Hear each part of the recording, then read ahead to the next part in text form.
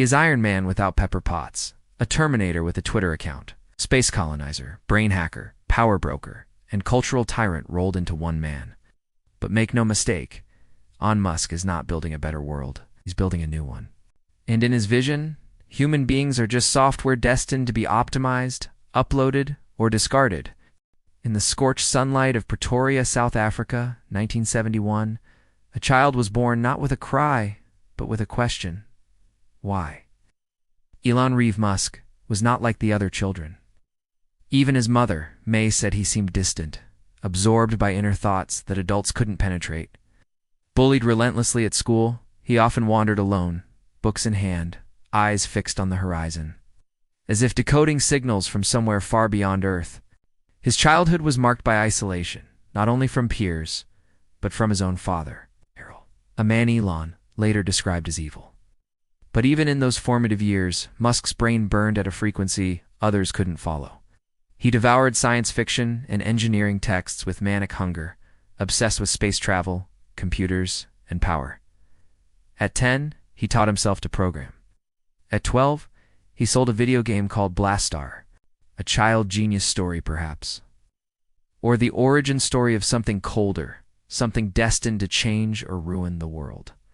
He fled South Africa at 17, partly to avoid mandatory military service, partly to escape his fractured family life. First to Canada, then to the US, where he would settle into elite institutions like Queen's University and the University of Pennsylvania. There, Musk studied physics and economics with the zeal of someone trying not just to succeed, but to dominate. He didn't fit in, not really. He didn't seem to want to. Musk spoke of futures, not friendships, systems, not people. Just days into a Stanford PhD in applied physics, he dropped out impatient to reshape the world in his own image. In 1995, he and his brother Kimball started Zip2, a rudimentary mapping and business directory tool. Musk micromanaged every aspect of the product and clashed with executives and employees, behaviors that would later become legend. When Compaq bought Zip2 in 1999, Elon walked away with $22 million. He was just getting started, and so was his obsession with control. After Zip2, Musk founded X.com, a digital finance company that merged into what would become PayPal. But even there, he was forced out as CEO after a string of erratic decisions. He wanted control, down to the code itself, and his insistence on using Microsoft over Unix made engineers revolt. Yet when eBay bought PayPal in 2002 for $1.5 billion, Musk walked away with over $180 million. It was his war chest and the moment he began transforming from human entrepreneur into something far more dangerous. A self-declared alien with godlike ambition. He founded SpaceX that same year, not just to reach Mars, but to make humanity multiplanetary, a term he repeated so often it became a prophecy and a threat. Colonizing Mars sounds noble, until you realize Musk's version involves privatized terraforming, AI governance, and a planetary exodus designed for the wealthy. In parallel, he invested in a small electric car startup called Tesla Motors, named after Nikola Tesla, the tragic inventor of alternating current. The name is ironic. Where Tesla the man was humble and impoverished, Musk the mogul is domineering and rich beyond comprehension. Under Musk, Tesla became less a car company and more a cult, sleek machines. AI-enabled that gathered data constantly and were designed to one day drive themselves. Thousands of employees worked under grueling conditions, sleep-deprived and surveilled. Some called him the worst boss ever. Others didn't dare speak. Then came the offshoots. SolarCity meant to power homes with Musk-branded sunshine. Neuralink, a company implanting chips into the human brain to connect us to machines. And the Boring Company, which was pitched as a way to eliminate traffic but devolved into vanity tunnel projects. And finally, OpenAI, a startup with the stated goal of developing artificial intelligence safely. Musk later left it, allegedly because he couldn't control it fully. Ironically, the very AI he helped ignite now threatens to replace the labor force, rewrite reality, and destabilize truth itself. By 2022, Musk had accumulated unimaginable power. Satellites in orbit through Starlink. Cars on roads, AI in labs, and even a social network, Twitter, which he bought and rebranded as X. He fired most of its staff, unbanned extremists, and declared it a free speech zone except when speech criticized him. Advertisers fled, disinformation surged, and moderation broke down.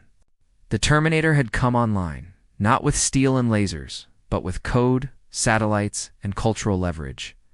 Musk once joked that he might be an alien, a statement the internet dismissed as eccentric. But what if he wasn't joking? His actions increasingly resembled a being detached from human empathy. Tesla workers reported burnout, verbal abuse, and firings for trivial offenses. At SpaceX, where rockets explode and flame as often as they succeed, Musk demanded hardcore culture sacrificing weekends, sleep, and mental health on the altar of progress. He demanded silence, loyalty, and worship. He tweeted cryptically about the simulation theory, transhumanism, population collapse, and apocalyptic futures. He named one of his children XGA-12, a combination of unknown variables and reconnaissance aircraft.